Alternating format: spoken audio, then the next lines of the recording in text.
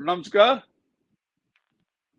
आज हम दोबारा कानूनी चर्चा में कश्मीर के हमारे गेस्ट हैं, एडवोकेट असलम चौधरी है हमारे साथ और लॉ इंटर्न साकिया जो अभी एडवोकेट बनने जा रही है और उसने लॉ डिग्री कंप्लीट के मुझे लगता है कर ली है, एग्जाम दे दिया है और ये हमारे साथ जुड़ती रहती है कश्मीर से प्रोग्राम। तो आज मैंने इनसे बात की कि एक जजमेंट जो हाई कोर्ट ऑफ दिल्ली की आई है वो रिलेटेड है जो बच्चे गुम हो जाते हैं, बच्चे भी हो गए, बुजुर्ग भी हो सकते हैं, ऑफ ऑल एज, मेल है फीमेल है। तो इसमें लंबा चौड़ा पहले भी इस पे काफी supreme court of India judgement आई है, जैसे बचपन आंदोलन में आई है, जो हमारे 70 थी जो आंदोलन बचपन आंदोलन से जुड़े हुए हैं, उन्होंने कई काम किए हैं वीमेन और चिल्ड्रन, और पर्टिकुलर उन्होंने चिल्ड्रन के लिए किया। सत्यार्थी वो जो नोबल पीस लॉरेट भी हैं और वर्ल्ड रिनोन्ड है। तो मुझे लगता है उन्हीं की ही एफर्ट्स, उन्होंने डिफरेंट फील्ड्स पे बच्चों पे काम किया है। तो आज मुझे ये जजमेंट ये मिली, इसमें क्या था, एक रिट पिटीशन की थी। ए विनोद ने अपनी बच्ची को किसी ने किडनैप किया था, तो फिर 482 की इसने दिल्ली हाई कोर्ट में हैबियस कॉर्पस लगाई थी। तो आगे ये अभी चल रही है पिटीशन, इसमें नेक्स्ट डेट भी पड़ी और 9 जुलाई को जो हम आज डिस्कस करेंगे, बात करेंगे, वो ये आई है कि जो ये बात आती है अक्सर कि आपने देखा होगा जब कोई मिसिंग रिपोर्ट लगती है किसी की गुमशुदगी के मतलब कहीं पुलिस स्टेशन में, तो वो कहते हैं 24 आवर वेट करो, हो सकता है जो मिसिंग पर्सन है वो खुद ब खुद वापस घर आ जाए। तो इस अथॉरिटी में उन्होंने कहा, हाई कोर्ट का डिवीजन बेंच है, उन्होंने कहा ऐसा करना, आप देते हो कि बच्चे जो मिसिंग बंदा है वो फिर ट्रैकिंग उसकी मिस कर रहे हो 24 आवर, और इमीडिएट करनी चाहिए आप रजिस्ट्रेशन जो भी है, रोजनामे में रिपोर्ट, डेली डायरी में, और उसके बाद इमीडिएट एक्शन, जो भी एसओपी जो इस जजमेंट जो मैंने जजमेंट का रेफर किया है। तो मैं ये आपको एक मैंने ब्रीफ कर दिया इस जजमेंट का, और आपने भी ये जजमेंट पढ़ी है। तो असलम साहब आप शुरू करें, आपने इसमें क्या देखा क्या नहीं, जो मैंने बातें की हैं, तो इसको क्या करना चाहिए, आगे क्या है? सबसे पहले तो हमें एज ए लेमैन भी ये लगता है कि 24 घंटा सेंसिटिव मैटर में वेट करने का आखिर क्या मतलब है। या ना, अगर बिल्कुल किसी का बिल्कुल बच्चा किडनैप हो जाता है या कोई बच्ची किडनैप हो जाती है, तो ऐसे मामलात में अर्जेंसी होनी चाहिए। ऐसे मामलात में वेट करने का कोई मतलब नहीं बनता है। तो जो विजडम ऑफ द कोर्ट है वो इस जजमेंट में रिफ्लेक्ट हुई है। मैंने खुद पढ़ी, आई थिंक 9 तारीख को ये जजमेंट आई है रिसेंटली। डिवीजन बेंच की जजमेंट है दिल्ली हाई कोर्ट की। और विनोद वर्सेस एनसीटी दिल्ली, ये एक रिपोर्टेड जजमेंट बनी, और आने वाले टाइम में जितने भी वीकर सेक्शंस हैं जिसमें विक्टिम्स होंगे, इसमें रेप विक्टिम भी हो सकते हैं, चाइल्ड अब्यूज के विक्टिम भी हो सकते हैं, या मेंटली डिप्रेसिड विक्टिम्स भी हो सकते हैं। ये सारा एसओपी जो होता है, स्टैंडर्ड ऑपरेटिंग जो प्रोसीजर होता है, वो ministry of women and child जो उसका नाम है उसी के तहत ये चल रहा है। ये ना, जो गाइडलाइंस बिल्कुल ministry of absolutely child and women and child development है, वही गाइडलाइंस एप्लीकेबल होनी चाहिए। And nowadays these matters are very much urgent in nature and urgency based पे इसमें काम होना चाहिए। और I can observe the logical points, rest we can ask as a student of law few things, जो आप हमें एज ए लॉ एक्सपर्ट बताएंगे कि आखिर पहले क्यों जुवेनाइल की एज जो है वो बहुत ज़्यादा होती थी, अभी क्यों कम हो रही है। आईटी सेक्टर आम हो गया है, आर्टिफिशियल इंटेलिजेंस आ गई है, या जुवेनाइल की मैच्योरिटी जो है वो इतनी बेहतर है कि वो कभी कभार जो अबो 22 है या माइनॉरिटी मेजॉरिटी एक्ट के एम्बिट में जो फॉल होते हैं उनसे भी बेहतर उनकी जहानियत है। तो इन सारी चीज़ों को लेके जुवेनाइल की एज को कम करना या फिर इस तरह कानून को चेंज करना, जैसे अभी आपने देखा न्यू क्रिमिनल लॉज आ गए, तो ये तो बहुत ऑब्वियस है और ये हमारी तरक्की को और कानूनी तरक्की को और एडमिनिस्ट्रेटिव जस्टिस को, एडमिनिस्ट्रेशन ऑफ जस्टिस की रिफॉर्मेशन को रिफ्लेक्ट करता है। तो मैं साकिया मैडम को कहूंगा, आपने जो जजमेंट पढ़ी एज ए लॉ इंटर, तो आपने क्या पाया, थोड़ा सा आप भी थोड़े इसके बारे में, फिर मैं थोड़ी आगे बात करता हूं।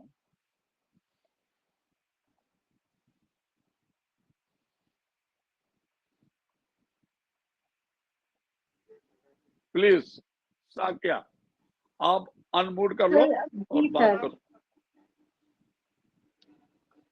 जी, ये जो जजमेंट आई है इसका जो ये है कि ये अच्छा है। 24 आवर्स पहले हम देखते थे कि ऐसा, ये बहुत टाइम कंज्यूमिंग था। पहले हम बोलते थे 24 आवर्स, लेकिन अब ये है कि बहुत सारे केसेस ऐसे आ रहे हैं कि मतलब उनमें हमें टाइम नहीं देना चाहिए ज्यादा। इससे अच्छा है, मतलब ये अच्छा हुआ है कि ये जजमेंट आई है। मतलब ये आज के हिसाब से अगर हम देखेंगे, जैसे आजकल हो रहे हैं ये क्राइम्स हो रहे हैं, तो उनके लिए ये बहुत अच्छा है। और जो हमारे लॉज बदल रहे हैं वो भी हमारे बेटरमेंट के लिए है, क्योंकि आजकल अगर हम देखते हैं तो जुवेनाइल्स ही ज्यादा ये करते हैं, कोई क्राइम्स होते हैं वो ही ज्यादा करते हैं। हम बोलते हैं इनकी एज कम है, वो है, ये है, लेकिन ज्यादा आजकल इन्वॉल्वमेंट इन्हीं की है। तो ये बहुत अच्छा है कि ये 24 आवर्स का जो है, मतलब ये हमें नहीं वेट करना है। ये मेरे ख्याल से देखिए, बहुत अच्छा है। जी सर। जो साकिया मैडम ने भी हमसे एग्री किया है और जजमेंट भी ऐसी है। और जी पहले क्या होता था, मैं थोड़ा सा क्लियर कर दूंगा, वेट हम नहीं करते थे, पुलिस वाले कहते थे अपने तौर पे कि बच्चा आपका जो मिसिंग है, बच्चा है, बूढ़ा है, कोई भी है, वो वापस आ जाएगा 24 हाँ, आवर, आप वेट करो घर। जबकि होता उल्टा था, वो 24 आवर्स में वो कहीं का कहीं पहुंच जाता था।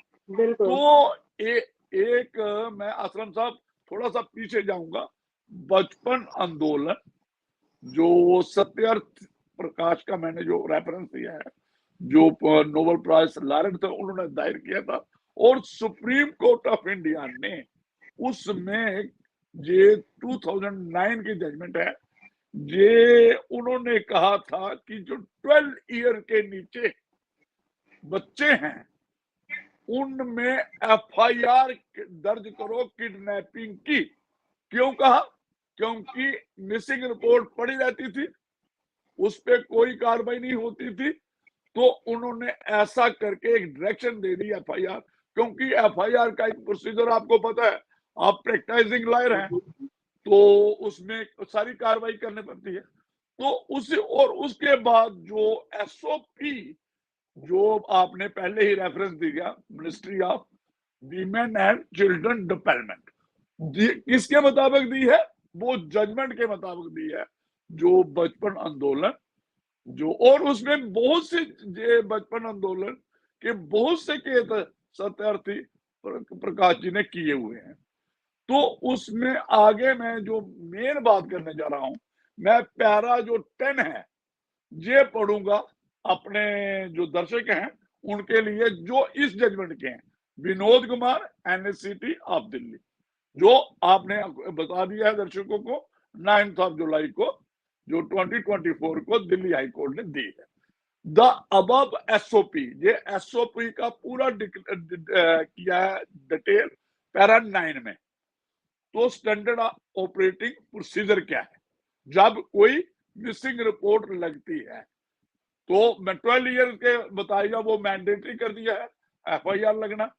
तो आगे मैं पढ़ूंगा, the above SOP makes it adequately clear that action has to be taken immediately, promptly, forthwith and at once. मतलब कोई 24 आवर का वेट की बात नहीं है। There is no scope for any speculation और conjecture that the child may return home in 24 hours and hence the police can wait. इन्होंने ये कहा, in fact the first 24 hours period is crucial period or critical period when steps for tracing of missing person or child is could lead to positive outcome. मतलब के 24 our virtually बड़े important है। जो हमने बात की, जो आपको तो प्रैक्टिकल नॉलेज है, अब जो हम देखते हैं प्रैक्टिकल आज जो 24 आवर के कहाँ का कहाँ पहुंच जाता है।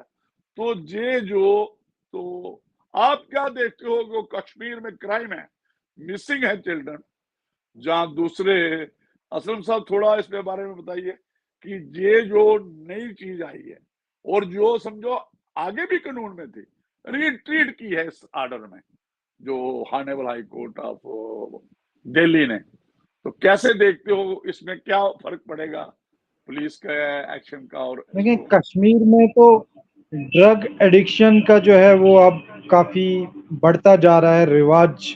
आपने देखा होगा कि NGOs उस पे काम भी कर रही हैं, पुलिस कर रही है, तो कहीं ना कहीं इसमें यूथ की इन्वॉल्वमेंट रहती है।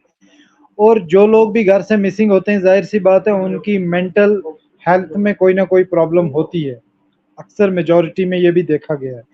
तो जो ड्रग एडिक्ट हैं, मेरे ख्याल से वो घर से मिसिंग, उनकी रिपोर्टें जाती होंगी पुलिस थानों में, और अगर थाने वाला वेट करता है, SHO या प्रिजाइडिंग ऑफिसर बाद में जब ट्रायल चलेगा, तो इस वेट से जो हमारी यूथ है, जो नई नस्ल है, उसका एक सेंसिटिव पीरियड ज़ाया हो जाता है। सेकंड, बिल्कुल जब कोई किडनैप होता है, अब्डक्शन होती है, या किसी बच्ची को जब ले लिया जाता है, जैसे मूवीज में दिखाया जाता है, वांटेड में दिखाया, पुलिस कमिश्नर की बेटी को उठा लिया गया, तो जाहिर सी बात है उसके साथ कोई अनहोनी ना हो जाए।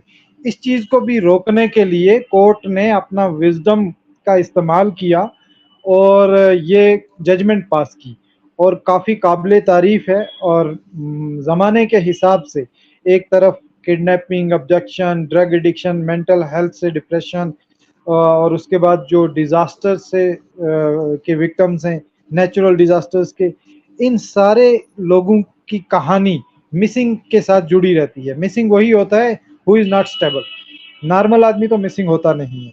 तो इससे एक सोशल कंट्रीब्यूशन नजर आ रही है, सोशल जस्टिस में भी एक कंट्रीब्यूशन नजर आ रही है।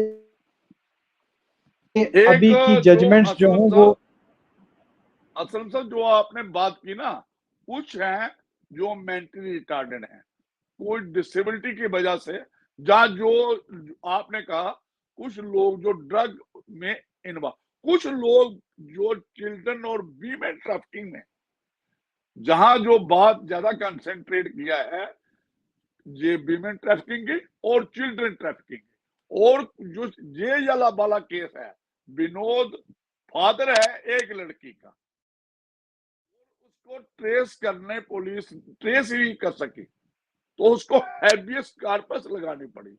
तो उन्होंने कहा, एक जनरल सी उन्होंने बचपन आंदोलन का जो केस था जिसका मैंने रेफरेंस दिया, उसको भी इसमें डिस्कस किया। और जो एक और है पैरा 8 में, इन्होंने एक स्टैंडिंग जो काउंसिल था ना, उसने ही रेफर किया 18 मार्च 2009 का एक ड्यूटीज ऑफ पुलिस, ये पैरा 8 की जजमेंट 8 इस जजमेंट की मिल जाएगा आपको, duties of police regarding missing persons and unidentified dead bodies.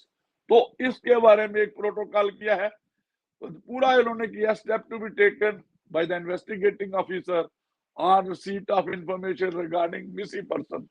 तो जो मैंने वो भी बात की कि जो 12 साल के नीचे हैं उनकी भी बात हुई है। तो ये सारा लिखा है, उसके फोटोग्राफ्स लेने हैं, जो भी जो डेड बॉडीज होंगे, मतलब पूरा एक प्रोटोकॉल सा दिया है। और वेट करने के 24 आवर का कोई प्रोविजन ही नहीं है। और एक चीज बहुत बेहतर नजर आ रही है कि जो चिल्ड्रन पे ज्यादा फोकस किया गया है, क्योंकि childrens are the brand ambassador of future civilisation और एग्जिस्टेंस। तो हमारे शो में साइका हुआ करती थी, जो ये लॉ स्टूडेंट थी। अभी इसका लॉ कंप्लीट हो गया, रिजल्ट भी आ गया, शी इज नाउ लॉयर। तो एक तो इनको मुबारक भी दें। हम ये भी कह सकते हैं कि तो ये कह सकते हैं कि शो में एक स्पेशल प्रेफरेंस इसको दी जाती थी, और जो इस जजमेंट में किया गया है स्पेशल प्रेफरेंस चिल्ड्रन को, क्योंकि इससे यूनाइटेड नेशन की तरफ हमारा रुख मुड़ जाता है।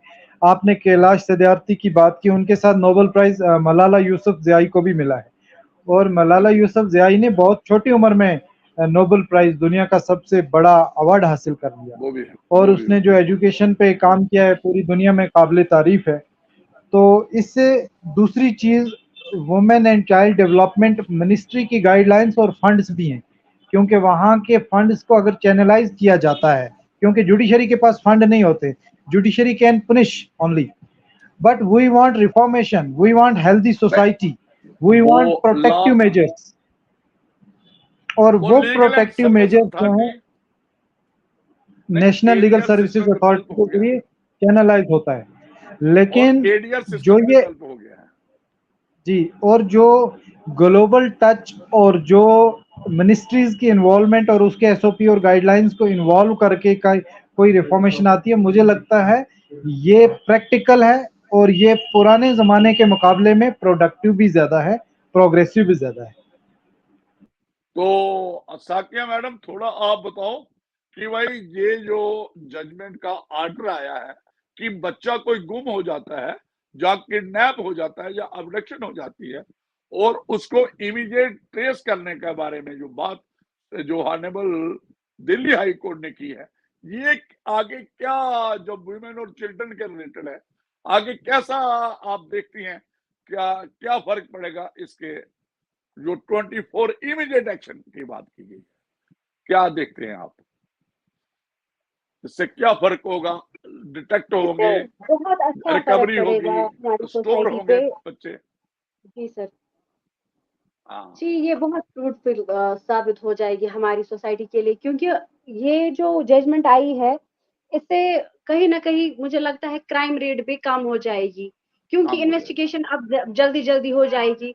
इससे क्या होगा कि पहले हम जब कोई क्राइम करता था तो पहले बोलते कि 24 आवर्स के बाद ये देखेंगे, लेकिन अब जब इमीडिएटली हो जाएगा, अब कहीं ना कहीं लोग भी रुक जाएंगे क्राइम करने से भी, और इससे बहुत फायदा हो जाएगा। और इसमें जो है कि क्राइम रेट कम हो जाएगा, ऐसे मुझे लगता है। और लॉ इन्फोर्समेंट लॉ के लिए भी जी इमीडिएट एक्शन में आएंगे, क्या कहते जी हैं? बिल्कुल बिल्कुल। असलम साहब, लॉ इन्फोर्समेंट अथॉरिटी जब हाई कोर्ट का ऑर्डर होगा, वो अवॉइड नहीं कर सकते किसी जो सफरर है, विक्टिम है, जिसकी बच्ची गई है, बच्चा गया है, वाइफ है, हस्बैंड है, पेरेंट है, कोई भी है, तो जो मिसिंग है या किडनैप्ड है, मैंने पहले भी यही कहा कि this is a very sensitive matter, और इसमें एक विक्टिम नहीं बल्कि पूरी सोसाइटी इन्वॉल्व रहती है। जब बात चाइल्ड की आएगी, वुमेन की आएगी, मेंटली डिप्रेस्ड बंदे की आएगी, किसी भी शख्स की, तो उसमें समाज का एक बड़ा तबका इन्वॉल्व होता है। सबसे पहले कोई गुम होता है तो गांव में लोग गांव के बड़े के पास जाते हैं, सरपंच साहब, लंबरदार साहब के पास जाते हैं। तो एक पूरा, और इस तरह की चीजें ट्राइबल सोसाइटीज में भी अक्सर होती हैं। तो एक पूरा एक निज़ाम चलता है इसके इर्द गिर्द।